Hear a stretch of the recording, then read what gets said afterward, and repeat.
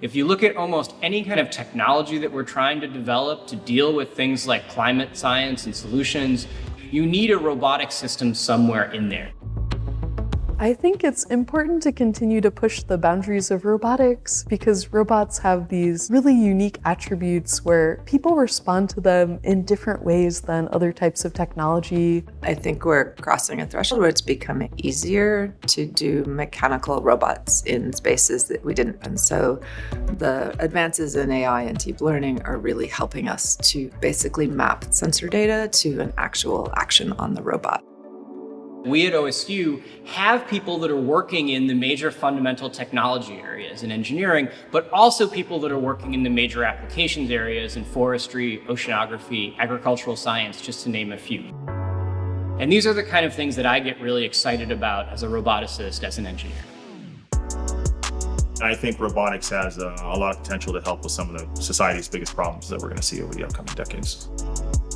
We have been working to develop an apple picking robot, and modern deep learning techniques are really good at finding fruit and color images. But we're working on those edge cases where we're trying to develop techniques and algorithms to discover fruit that are hidden within the canopy of a tree.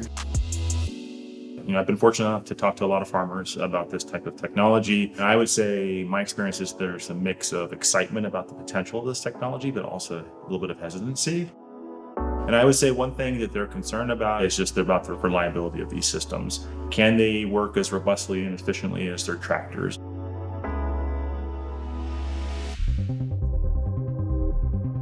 I think one of the biggest challenges in robotics right now is how do we deal with operators for autonomous and semi-autonomous systems?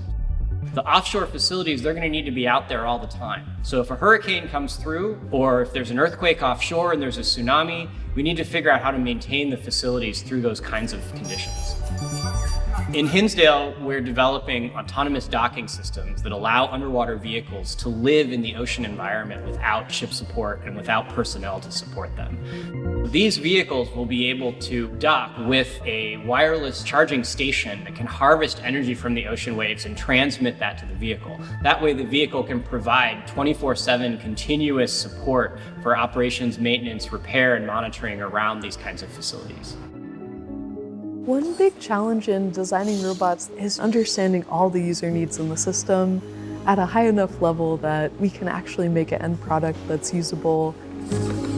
We're designing robots for supporting older adults in a range of settings in skilled nursing facilities or other types of community living settings. Really, it can be hard to find technology that can stick and be used by folks and can also be valued by caregivers. Human-centered design is a big part of the overall process of creating robots. Is it too big? That might make it scary. Is it too small? That might make it illegible, make it hard to see the motions and the overall interaction of the robot. All these things feed into the creation of an end product that's actually useful and fun to use. I think what sets OSU Robotics apart, and not just OSU Robotics, but OSU in general, is it's just very collaborative culture. We're working with large, complex systems, and an individual researcher on their own can't solve all these problems. And if you don't understand the hardware limitations, you're going to write terrible software. And if you don't understand what the software can do, your hardware won't do anything. I like to say to my students, you can throw an object across the lab and hit an expert in any robotics discipline that you might want to know more about. In principle, it means that you don't hit them with a flying object, but do go talk to them. Oregon State University is one of only a few universities in the United States that have a robotics PhD and master's program. And we get incredibly talented students and incredibly talented faculty to work on fundamental and applied problems in robotics. And that's something that we've really been able to leverage to create some of the world's best roboticists. They're going out into the world and they're really making an impact.